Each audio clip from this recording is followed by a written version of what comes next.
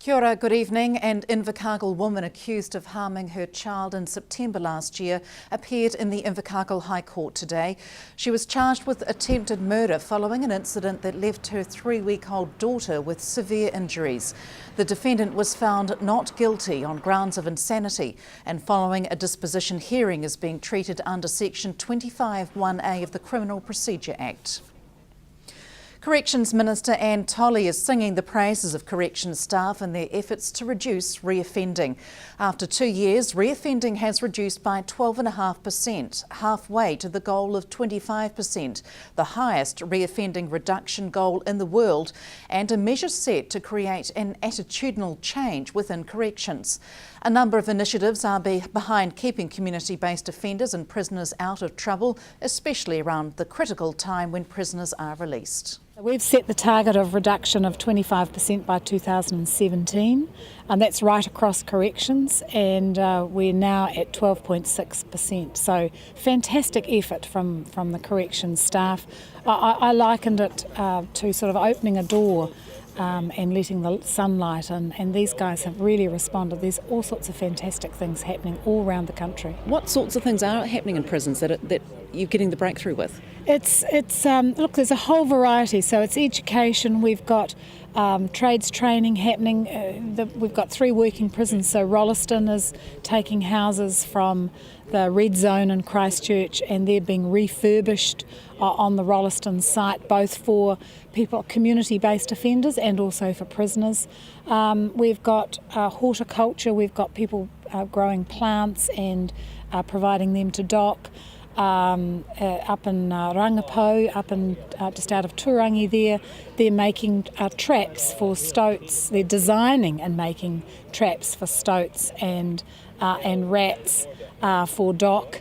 So look, you name it, it's happening around the country, and the results there then are showing that if you can get good education, good skills, and particularly the emphasis on drug and alcohol rehabilitation, that we can get people back into the community and working and living full lives. Just on the drug and alcohol rehabilitation, how much time are prisoners spending on that? Is it an optional thing or compulsory? Yeah, so we've got, I think the figures this year, about 3,700 prisoners had access. That'll go up to about 4,500 next year, which is almost half our prison community. And they range from a 6-week course to a 6-month intensive course. So a lot of them it's just an introductory course because they have to actually accept themselves that they have an addiction problem. So some of it's that introductory. We've got and then there's lengthened courses, and the idea is that again when they come into a prison or when they start a community-based sentence, they're assessed and put into the appropriate course. What's the expectation for prisoners when they get released from here? They're not left on their own, clearly, but what is the process? Well, many of them leave on conditions, so they would have an ongoing relationship with a probation officer or a parole officer, but we also have started a program called Out of Gate, which is operational throughout New Zealand, where some, particularly those who've been on a shorter sentence, and they have someone walking alongside of them, if you like, for the first 12 or 18 weeks, depending on their needs. So, and we're putting quite a lot of emphasis on that. That's a really critical time when someone's released from prison. So we're evaluating that project and may well expand it. The government will sell 49% of Genesis Energy in the last of its scheduled asset sales. Institutional investors and New Zealand brokerages will be offered 40% of the company, or 400 million shares, through a book build that opens tomorrow. So-called mum and dad investors will then be offered up to 90 million shares, or 9% of the company, through a general offer that opens on Saturday. Government had previously said that it may sell anywhere between 30 and 49% of Genesis, depending on demand. Shares are being offered at an indicative range of $1.35 to $1.65 per share. Associate Transport Minister Michael Woodhouse has welcomed the publication of a new guide aimed at improving road safety around rural schools. Mr Woodhouse says that while we can be thankful there have been relatively few deaths and serious injuries near rural schools in the past few years, even one incident is one too many. Safer Journeys for Rural Schools is part of the Rural Schools Road Safety Program, a series of initiatives to improve safety outside country schools. The government has already introduced a trial of variable speed limit signs to reduce the speed of traffic past schools where there has been an identified pedestrian safety risk. The final step of the program will use the Rural Schools Guide to assess the degree of road safety risk around all rural schools and identify actions needed to improve safety. The call for Southerners to speak out in opposition to legal highs was slow to start, but momentum is building with mums, dads and children making contact to voice their opposition. Southern mayors of Gore, Southland and Invercargill are spearheading a local call to action against legal highs, and they intend to present submissions to Associate Health Minister Peter Dunn. I asked two of the mayors involved what they would consider an ideal outcome for the region. To not have it available over the counter, it's just too exposed. Obviously there are the black marketers and that, you'll never get rid of those, but having it openly available is just absolutely ridiculous. So even if it was being sold from a certain area that could be watched with cameras, etc., so it's in a condensed area and perhaps not near playgrounds or schools and that type of thing, it's still not going far enough? I don't believe so, no. It's making it too available. We've got young people, 18-year-olds, going and buying it in bulk and giving it to 14, 15, 16-year-olds, and there's evidence of that. It's not guesswork, it is happening, so we've got to stop it. How else can you do this apart from getting submissions together against it? That's all we can do, is put the submissions together, and then it's up to central government. It's them that are left with the egg on the face. We've got to look for the future of what this is going to cost our communities. It's not only now, it's what's going to happen with, dare I say it, coroner's court inquiries and the likes, and the health systems and our prisons, because they go away and commit crimes and offences that get them in deeper trouble. As far as other councils around the country, are there others doing this as well? Yep, as my understanding is that all mayors in New Zealand put in a submission to government, central government, in November of last year, and all against it. An ideal outcome would be that the government makes legal highs illegal. It's just a nonsense that legally you can actually go and buy this stuff, and I've had a lot of emails just over the last 24 hours from people who have been describing the symptoms and the ramifications of what's happening in communities and to individuals, and it's just tearing families apart, and it's just crazy stuff. The government have said that they can't stop it, it's too hard. Well, how do we know we can't stop it? Because we haven't tried. I think it's a bit of a cop-out, and from my perspective, that would be the ideal result. Stay with us after the break. Invercargill Mayor Tim Shadbolt on the future of Rugby Park.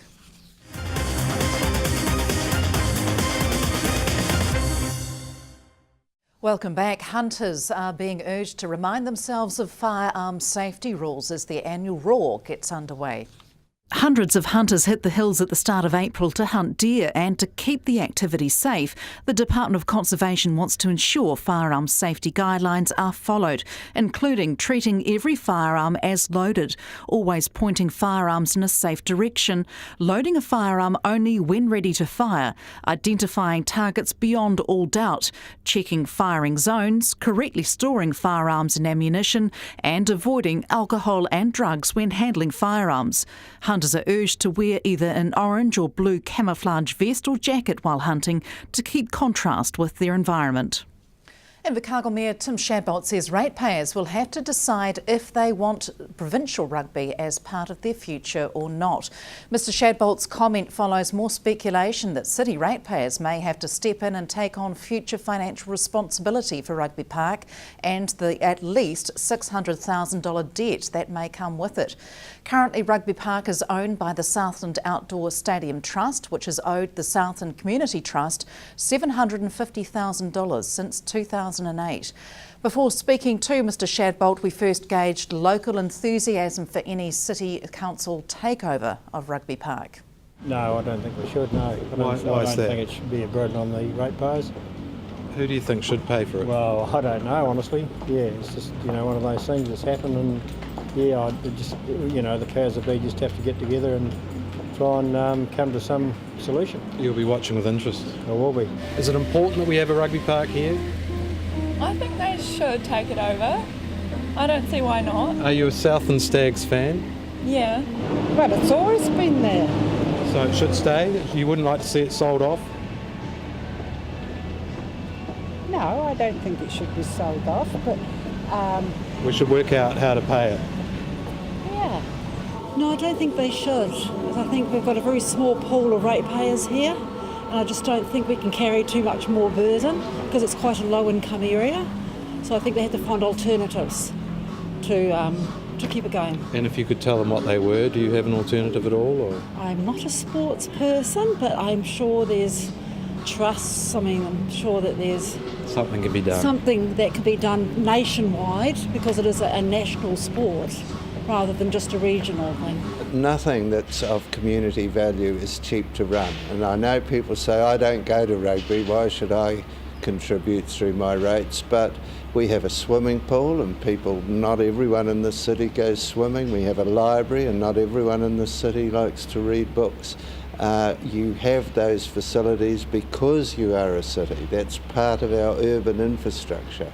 And to me, we have to maintain that. Well, it looks like at least 600,000 of that 750,000 owed will have to come from somewhere. Where do you think it'll end up coming? Well, at the moment, negotiations are going on. Everyone's got a different position on it. But we've been through these crises before and we have worked them out. And I believe as a city and as a community, we will work this out.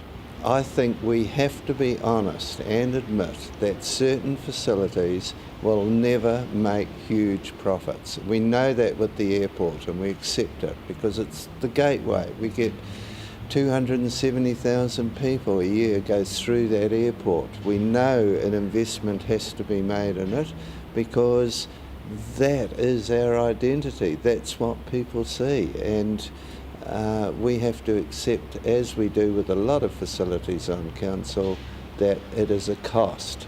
The same as roads or parks or any of the other infrastructure we run.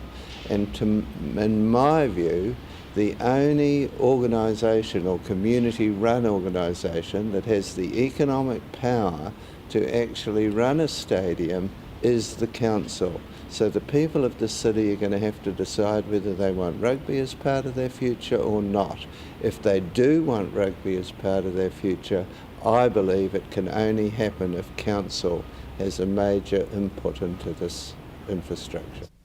Funerals, in particular burials, are becoming less affordable for beneficiaries, according to the Funeral Directors Association of New Zealand, but it's hoped that's about to change. The FDA have been in talks with Social Development Minister Paula Bennett about the cost of funerals, including the growing gap between basic funeral costs and the WINS grant. The grant, which is almost $2,000 depending on the person's income, covers expenses like body preparation, casket purchase and burial costs. It's accessed by about 5,000 people each year.